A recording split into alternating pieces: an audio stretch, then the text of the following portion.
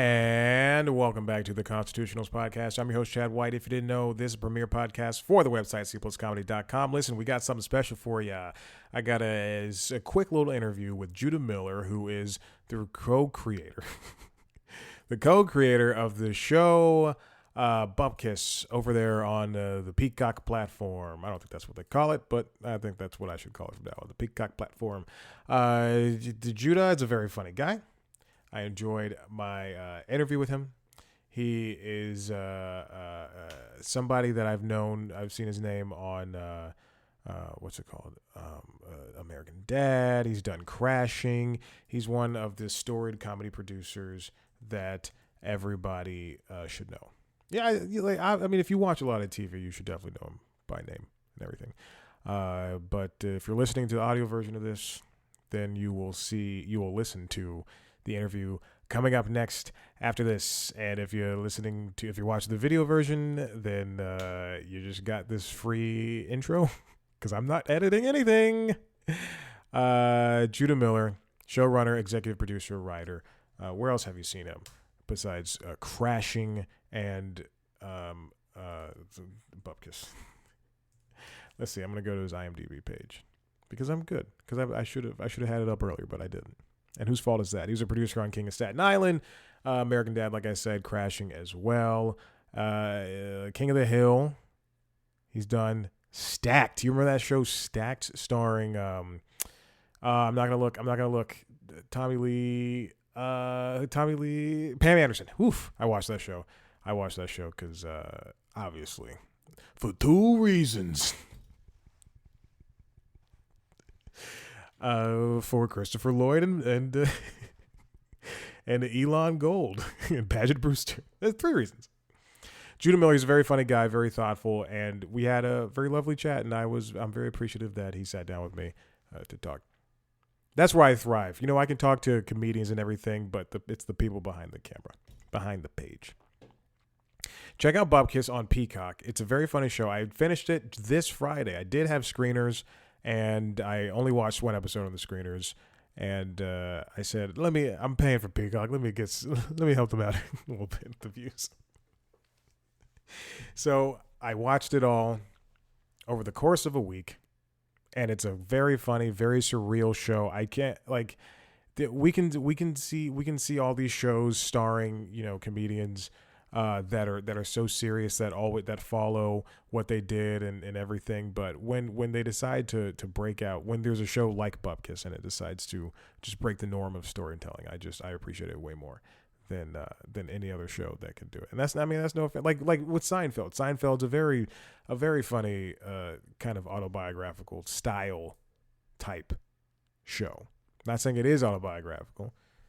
I don't know if Jerry slept with 1,000 beautiful women.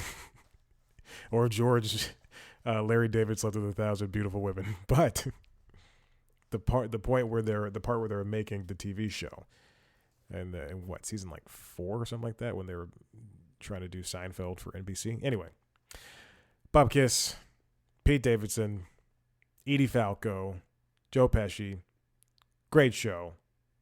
Check it out. Okay, so I'm gonna go to break, and then we're gonna come back. Okay, here we are, going to break.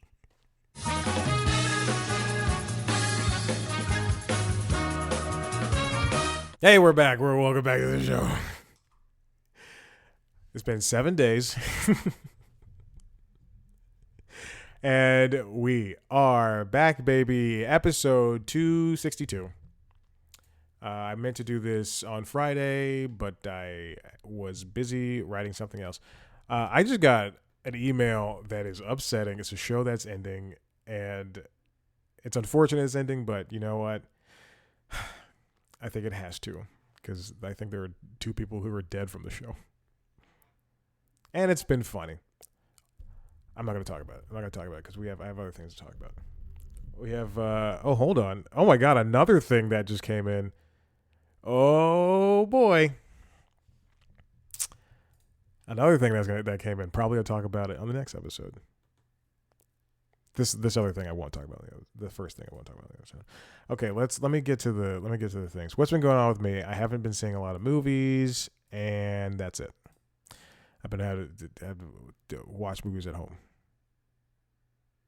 When Fast 10 comes out, oh boy, you better believe I'm seeing that. There's a new Legend of Zelda out, Tears of the Kingdom. I don't have it. One day I will buy it.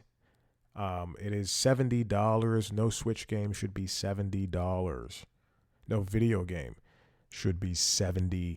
It's ridiculous. I just don't understand. You know, Ratchet and Clank on Rift Apart on PS5 for so long was $70. Like, you could never find it on sale. If it was on sale, it'd be $50. And I'm not somebody who puts worth in the video game of how much I'm going to play it, but I'm not going to spend $70 on a game. Otherwise, that game better keep me entertained for, hundreds and hundreds of hours. Because if we're doing that, if it's something that I'm going to play again and again, or if it's something that's just like ongoing, then it better give me that type of value.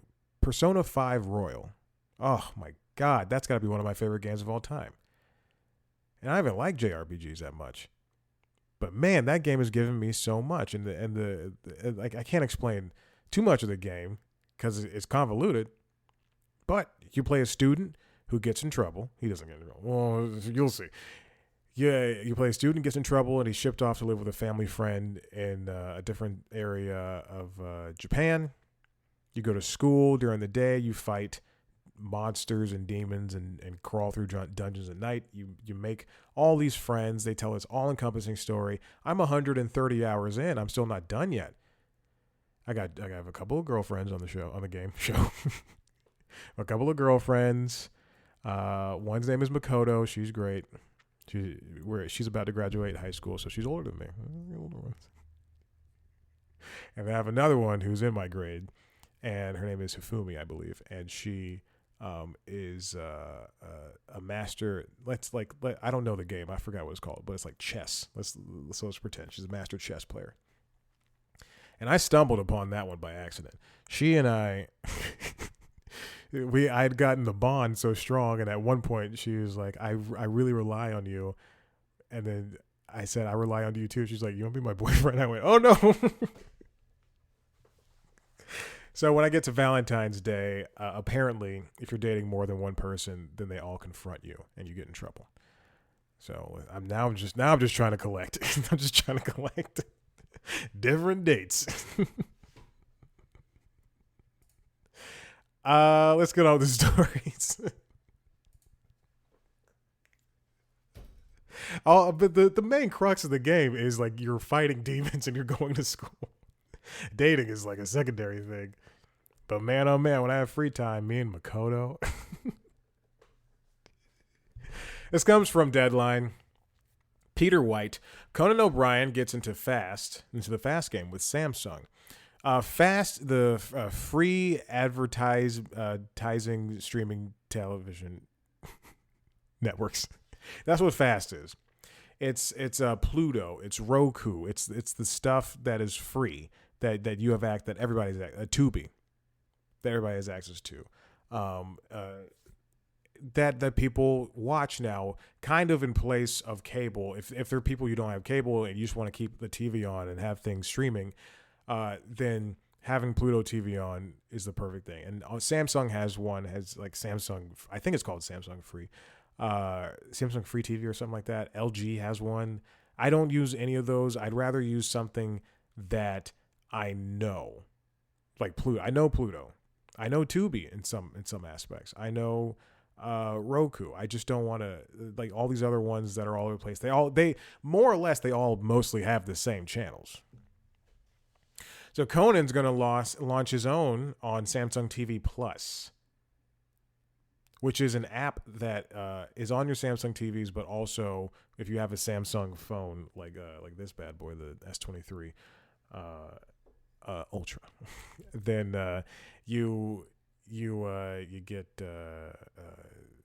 it. It's already installed on your phone.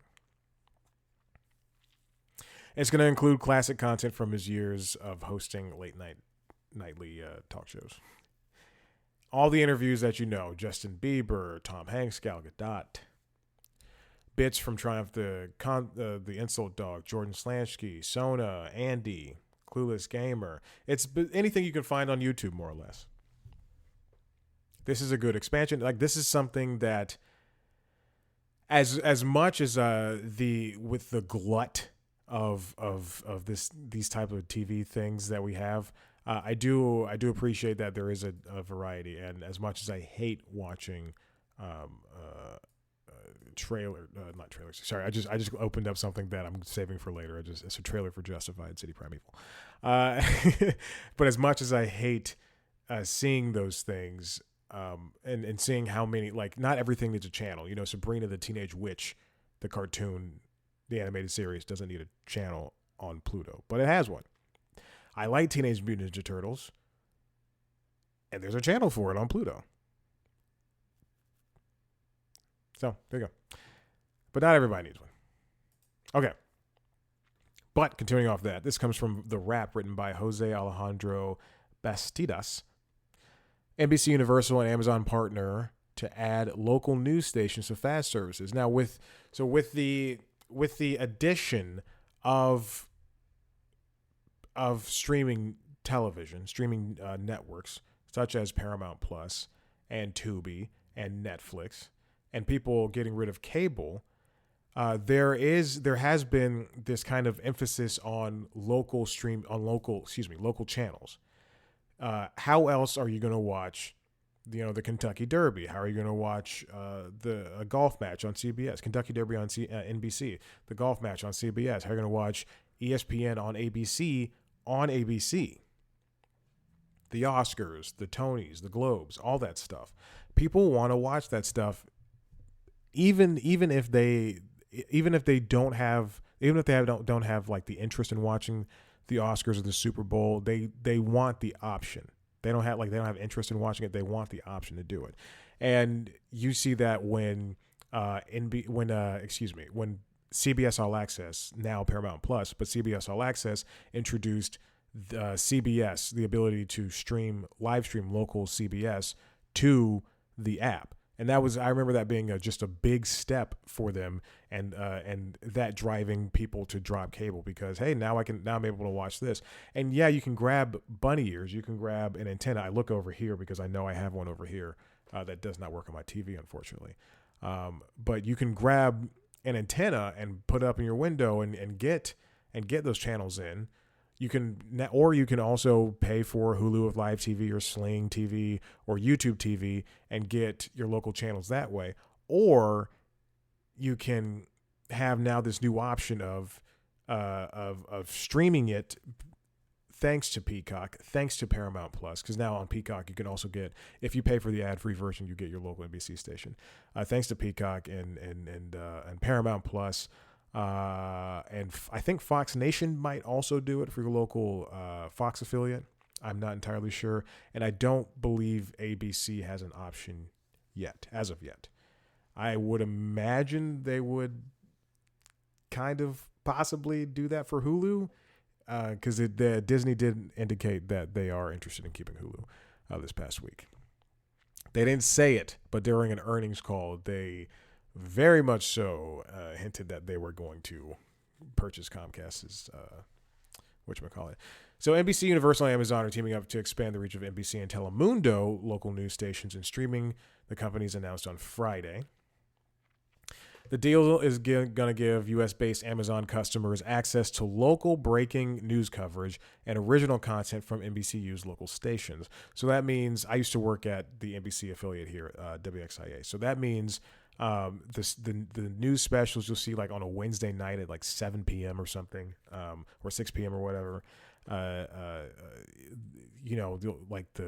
Let's see, what's one I worked on? When I worked there, the first one that I worked on was the Olympics were coming up again, and then they were going to in Atlanta, and they were going to in Atlanta. Was it Atlanta? No, excuse me. I'm sorry. They were celebrating the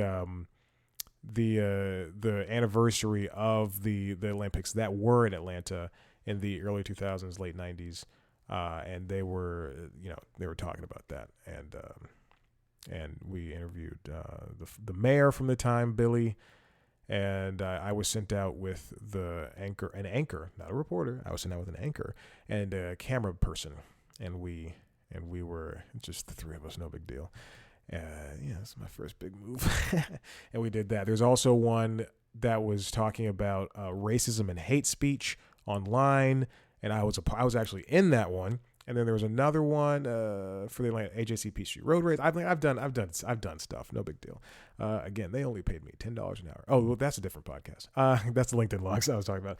Anyway, I was only paid $10 an hour, and interns made more money than me. And I tried to argue that I should get more money, and I was told I had to wait 6 months. That's the short version of the story. Anyway.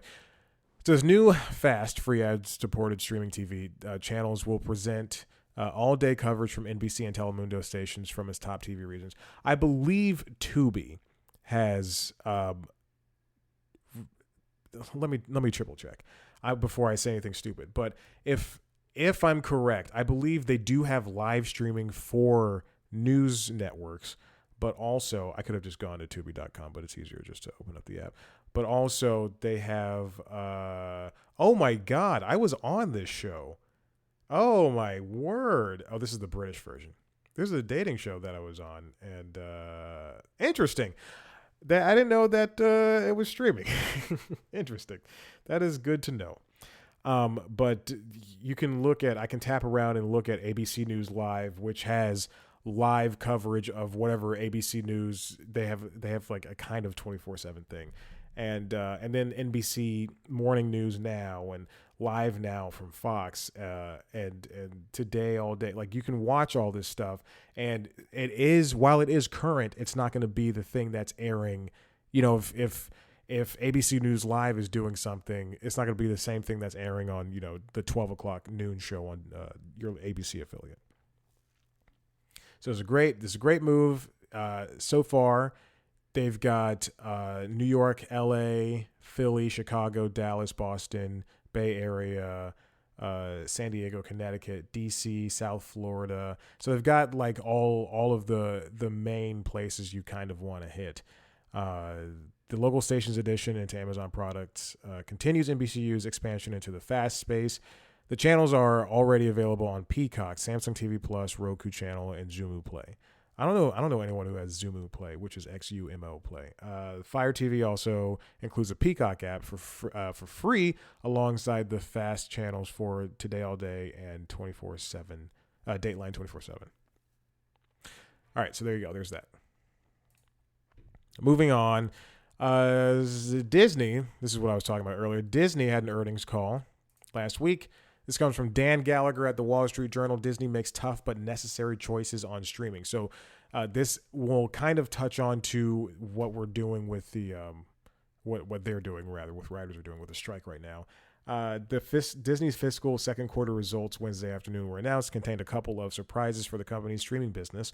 The segment generated an operating loss of $659 million, nearly $200 million less than Wall Street had expected, and way better than the $1 billion torched by that unit 3 months prior.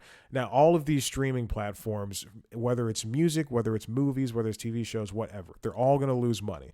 And the point of it is you have to lose less money than what was happening last time. So if you're losing $1 billion, you want to get it down to 500 million, and then you want to get it down to 200 million, and eventually you want to be like Spotify and hopefully come out in the green later on. But it took Spotify a lot of things, and such as gaining subscribers and being the number one most recognized music streaming service out there. The flagship Disney Plus service also lost $4 million and 4 million paid subscribers rather during the quarter. It's big. I'm sure that they look at subscribers as dollars. We like if I leave Disney Plus, we lost $7 on that guy. Its biggest drop ever, and a shock to analysts who expected the service to add 1.7 million subscribers. Disney's shares fell more than 4% at the report. Now we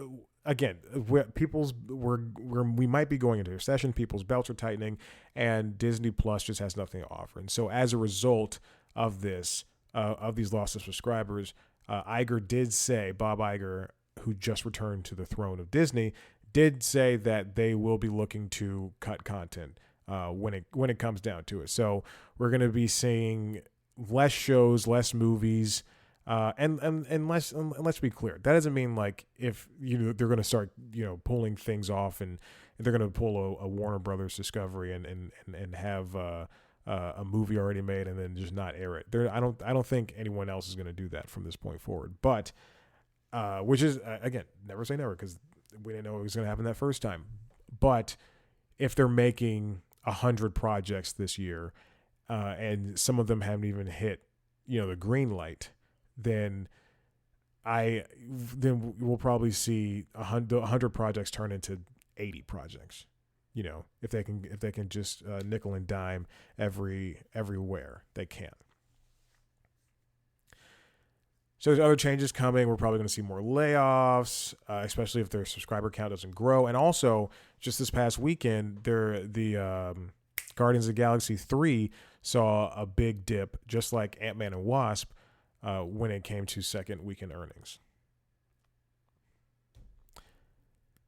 The company has also a unique challenge of relying on expensive-to-make programs for popular franchises like Marvel and Star Wars to feed its viewership base. Marvel alone accounted for 8 exclusive series totaling 57 episodes launched on Disney Plus over the last 2 years. So again, we're gonna pull back on that a little bit. There's going to be a price increase for the ad-free tier. So I assume we're going to go from, what is it, $7 or $8 up to $10 at this point. And then we're later on this year, we're going to see Hulu stuff, shows like Up There, Handmaid's Tale. We're gonna see shows start popping up on Disney Plus. And that's not to say that Hulu's going out of the way, but I do assume that with Disney pulling in Hulu, I have a feeling that within the next 3 years or so, 3 years, I say 3 years, that we will see Hulu go by the wayside. I just have that feeling. I think they should still keep. Just keep Disney Plus and Hulu separate, and to some extent ESPN Plus. I just because Disney Plus offers things. It's the family thing. It's the family one that has the family stuff. Like I watched 2 episodes of Disney's Doug yesterday, which is not superior to Nickelodeon Doug, to Paramount's Doug. But it's I think Hulu. I'd rather go to Hulu to watch Hit Monkey, which they can curse and everything in, and then come to Disney Plus to watch, I don't know, The Mandalorian. That's a show I like. I like The Mandalorian. I don't like Star Wars that much, but I like The Mandalorian. So they have to make streaming profitable, which is hard. And there's gotta be some type of movement when it comes to the prices that they're doing. And at some point, what if they get up to the prices that HBO Max, Max's new offering is going to be in 2 weeks, or Netflix is $20? I think Max is going to be $20 as well. Okay, let's move on to the next one. Well, it has happened. This happened overnight, but the story was Vice was said to be heading for bankruptcy, and now they are fully bankrupt. Digital media, it's hard. We saw BuzzFeed News close down shop, and MTV News is gone by the wayside. Which, yeah, we'll mix these two stories. MTV News is gone. This comes from New York Times, written by Remy Tooman. How MTV broke news for a generation. MTV News bridged a gap between news and pop culture without talking down to its audience as it prepares to shut down. Kurt Loder, Tabitha Soren, Sway Calloway, and others reflect on its legacy. And this is a great piece that Ms. Tooman wrote. And it doesn't capture everything, but it does have a great oral history of what MTV News meant to, quite frankly, a young adult generation that that didn't have the 24-hour news cycle that there is now, like where you can mix watching music videos and then also in an hour after, watching TRL or what have you, see the news things happen. They mentioned the suicide of Kurt Cobain, when Courtney Love interrupted Madonna, people at award shows. I mean, that was just, it was very raw, and it felt, sorry, I almost ended the recording, and it felt very, passionate at what they were doing, even if it was messy. And Vice was pretty much the new generation version of that. And now this bankruptcy doesn't. And also, I'm sorry, this bankruptcy article comes from the New York Times, written by Lauren Hirsch and Benjamin Mullen. Vice is said to be headed for bankruptcy. And again, they filed this morning. I woke up, saw the emails, 4:00. They did file for bankruptcy. But this bankruptcy doesn't necessarily mean that they're heading towards failure. I mean, they're still going to operate for the time being, and they still have the option to find cash from an investor or something. But this is just going to take care of some loose ends in the immediate. As for MTV News, this is just kind of like we've seen. I wasn't even sure if MTV News was still around in any type of incarnation that was palpable to continue working through, but we are now at a point where we're losing kind of the old media along with this digital media that we thought was going to be the next source of how people get their news. But now we're seeing things like the New York Times, even if they don't have the subscriber numbers, or if it's slow growth, or if they're losing just a little bit of money, we're still seeing things like the New York Times and NPR stride and work and be things that people get their news from, or even reference. So, like, how many times have I read something on Vox.com that linked back to the New York Times, which had the more information and was written better? How many times does something from CNBC link back to Wall Street Journal? As much as archaic as old media is, there's still something to it that people like me trust. Okay, we talked about those two. Now we can talk about what the Writers Guild are fighting for. This comes from Hollywood Reporter, written by Boris Kitt and Leslie Goldberg. Viewership, transparency, AI among issues dividing writers and Hollywood companies and contract talks. Now, when the last strike happened in 2007 and 2008, 2007, 2008. I'm sorry, I just saw an article that interests me. That's about the strike that really interests me, that I won't read on air. But it says striking writers mock Wednesday star Jenny Ortega. Let's go on this journey together. We'll get back to the main crux of what I'm talking about. Oh, she said some controversial comments. She's 20 years old. She should not be saying anything, first of all, but she's 20 years old. Don't get mad at her. Let's see what she said. Ortega previously made headlines for saying she helped improve writing on her show. Oh, okay. Ortega's comments stem from a March episode of Armchair Expert, where she said, "There were times on that set where I almost became unprofessional in a sense, where I just started changing lines." Oh no, don't do that. The script supervisor thought I was like going with something, and then I would have to sit down with the writers, and they would be like, "Wait, what happened to this scene?"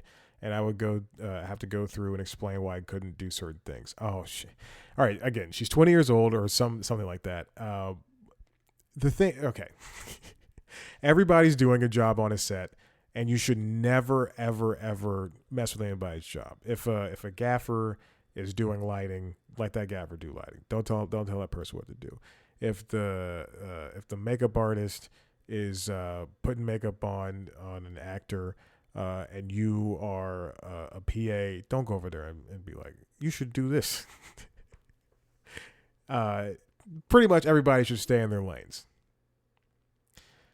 And the writers that have been yeah, the writers that are commenting on this they're very right in their anger for or they're snapping back at her, I guess, whatever. Like Nick Adams, this BoJack Horseman writer, said, Jenny Ortega better be back from New York for her afternoon shift on the pickup line. Yeah, because she should be down there picketing with them. Anyway, don't do that. Don't change lines like that. Okay. For streaming projects, the WGA asked for viewership-based residuals in addition to existing fixed residuals. We see shows, we see Netflix, Hulu, they never talk about numbers, but we do see them when a show goes bonanzas. They go, hey, 70 million people watched the first 3 episodes of Stranger Things. And there, there's a total of 6,247 minutes of The Diplomat being for one show I can think of. The Diplomat, being watched on Netflix every 2 hours, and it just that's a very big problem because residuals used to be a great way to make money on a show. You go like if you look at Cheers or Taxi or whatever, those shows. Yes, obviously at a different time we're getting, and Friends even, those shows were getting 10, 20 million viewers, for every episode every single week because it was appointment viewing. You were coming down and you were coming downstairs and watching it like the Brady Bunch. You were sitting there together watching it. And then as time has gone on and people have dropped cable and everything, it is and just regular TV in general, it's been hard to get these numbers. And one reason why these numbers aren't being mentioned a lot is for advertisers, and then they have to monetize them. So in the advertisers' case, if Netflix has a show that they were going to advertise on across broadcast and cable and online and on billboards and stuff like that, if this show isn't as hot as it should be, and the numbers are out there, then that's going to tell advertisers that there's no confidence. They should have no confidence in Netflix. But if they're able to say, 77 minutes are watched every second, then that looks like a big enough number for an advertiser to want to continue working with Netflix in some respect, whether they advertise on the platform or they're advertising elsewhere. And then I forgot what the second thing was I was going to mention. I mean, the numbers have to work in their favor. If you're not gonna, if they say, Boss Baby Back in the Crib, isn't getting the viewers that they need, then then they're basically telling you don't need to watch that show. So it's important that, back to residuals, it's important that, we go back to it, like in Cheers, 20 million people watch an episode, and this is your only job. Now you have to have like 4 or 5 jobs as a writer or a producer in order to have, to make money, because you're not making a lot of money as you were back in the early 90s, late 80s, making money, residuals on a show. You could sit back, cash those checks, and then also, and residuals are the reruns. And things of that nature. And so you can sit back, cash those checks, and when the season is in its off season and not have to worry about not making rent or something along those lines. But now residuals, sometimes you're getting paid a flat fee for a streaming show, or sometimes they're just not even sharing the load. Excuse me. They're not sharing the what's the word I'm looking for?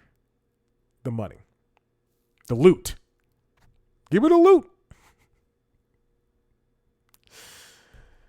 It's a great song. And then the other thing is the AI thing. The concerns about AI taking over writing are also alleged to have been glossed over by the studios, like truly just glossed over. The WGA wanted to regulate the use of AI and wanted assurance that it could not be used to write or rewrite literary material, nor could it be used as source material. The AMPTP rejected the guild's proposals, which is studios, and countering by offering annual meetings to discuss advancements in technology. But that doesn't mean that they're going to mitigate or to stop or even mitigate rather the use of AI technology. I mean, this is AI could come for anyone's job, and if it comes for the writer's job, then the next thing is, there are already companies developing video AI where you can just scan some, I just saw something in the Wall Street Journal where you can Joanna Stern had a video on the Journal talking about she went to this AI startup and they had technology where she could just say like 4 or 5 sentences on camera in a green screen, and then they train her voice model, and then the AI can make a version of her face and just make this model where that can make her say anything as long as she types it into the program. And so if the WGA, if the studios, let's say they have their way, which God forbid, but if the studios are able to get away with AI stuff for writers, and they don't have to hire a writer or writers for a TV show or movie, then they'll be coming for the actors next, and then they'll be coming for the directors and producers and the gaffers and the PAs and everybody, and pretty soon they could just make that Lion King movie. They could just go to a warehouse, tip tap type away, press 3 buttons, and then they'll make a movie or TV show, and then a lot of people will be out of jobs. So that's what they're fighting for. They want to get rid of mini rooms. They want to preserve writers' rooms with the proposal for a minimum of 6 writers per room, and that number growing as the episode order does, with 1 additional staffer added every 2 episodes, with a max of 12 per room. They want to get rid, so the mini rooms that feature a handful of writers breaking stories before a formal series, which is not always a guarantee, which means that they can get paid the minimum. And that's the thing. Also, the guild minimum, like they can, they have there's these choices of ranges, not choices, ranges of how much that a studio has to pay a union member. And quite often they not even like, even if you have seniority or whatever, they'll be paying people less than what they should.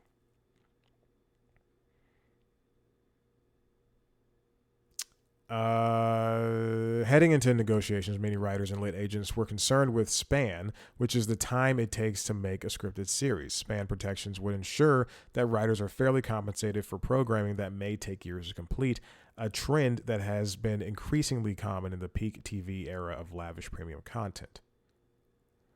They want a minimum staff of guaranteed 10 consecutive weeks of work, and that writers be allowed to at least 3 weeks per episode, with half of the minimum staff employed through production and 1 writer employed through post-production. All of these offers that the WGA are throwing up are being rejected. And while that comes with the strike territory, these are very reasonable things that people want. Because that, like, it is just crazy for people like David Zaslav and Bob Iger, as much as I like that guy, and Bob Bakish and the rest of these CEOs that are making $500 million a year. And it's not that much. It's like 250, 300 million, but still, about $250 million a year. I guess I could have said. It's crazy for them to be making that much and then not want to be able, or not even like fight for the people who make the shows. Because again, it starts with the writers, but it's going to go way up the chain. And pretty soon you'll be watching AI generated Stranger Things 2. Nobody want to watch that. Nobody want to watch that. There's a little bit of progress. Tentative agreements include staff writers earning script fees in addition to their weekly salaries, an increase in span cap from 400,000 to 450,000, and extending those protections to writers on limited series. The Guild also offered one free, quote unquote, promotional airing for broadcast series. I don't know what that means. Again, this is not going to end for a while, and you should be on the side of the writers if you even have any question about this. Because there's way more things that they're fighting for that are way more important. Okay, and the final thing. Oh, no, this is continuing on with the strike. A villain for the strike has been found. And right now, this is Netflix. This comes from New York Times, written by John Coblin and Nicole Sperling. Netflix is, again, one of the biggest purveyors of media right now in the world. And its head guy in charge, CEO Ted Sarandos, has been saying things like, "Hey, we have enough, content, movies, and TV shows for the rest of the year, so we're good. Doesn't matter what happens." They're willing to cancel shows left and right. And now, the writers, who are represented by affiliate branches of the Rising of America, has said that streaming era has eroded their working conditions and stagnated their wages, despite the explosion of television production in recent years, for much of which Netflix has been responsible.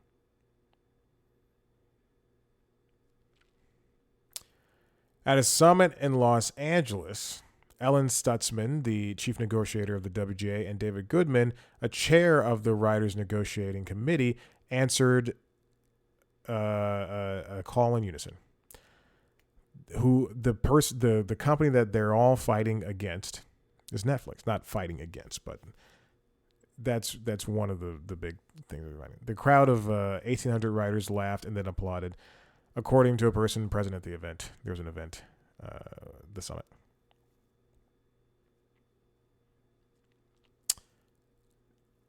Before, Netflix was cheered by the creative community for creating so many shows and providing so many opportunities, but it's kind of like, a gig.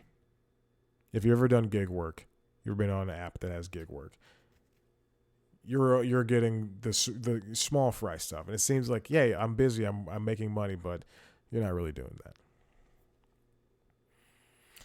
In Los Angeles, Netflix's Sunset Boulevard headquarters has become a focal point for striking writers. The band Imagine Dragons staged an impromptu concert before hundreds of demonstrators on Tuesday. Oh, okay.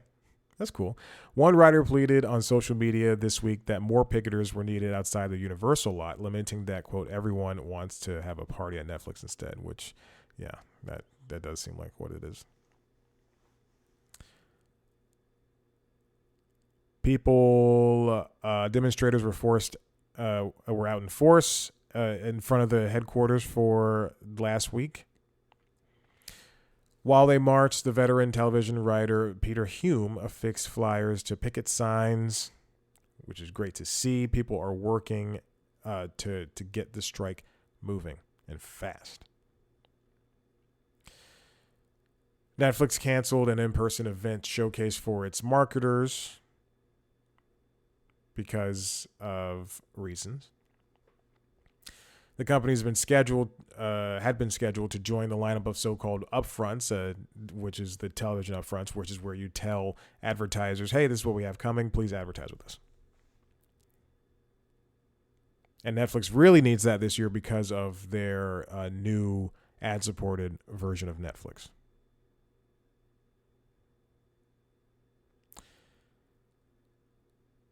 Ted Sarandos is the villain. Netflix is the villain. They're making money. Listen, if you like what you heard here, head to the website, cpluscomedy.com, where you can see me talk to famous people. Sometimes, not all the time. If you want to see a video version of the show, head to youtube.com/cpluscomedy, where you can also see video versions of the podcasts that you can also subscribe to wherever you get your podcasts. Late Night Lately, the late night show, which is on hiatus because of this aforementioned strike. There's no late night to watch, and there's no podcast to do. I'm really striking for solidarity with my brothers and sisters. What else? And then there's LinkedIn Logs, which is the business podcast. I try to do OnlyFans or some BS. I don't know. I've lost interest in that B story. But the A story for LinkedIn Logs, which is me telling job stories and everything. That's it. That's the good one. Yeah, check it out. LinkedIn Logs, wherever you get your podcast, video versions, youtube.com/C+Comedy. You can also watch News Time, which is our premiere show, and you can follow us on Twitter, Instagram, Facebook, at C+Comedy, Twitter, Instagram, Facebook, and TikTok, at C+Comedy. And then me on those platforms, at Chad Black White. Rate, review, subscribe, tell your friends, and we're going to end this show right now. Goodbye.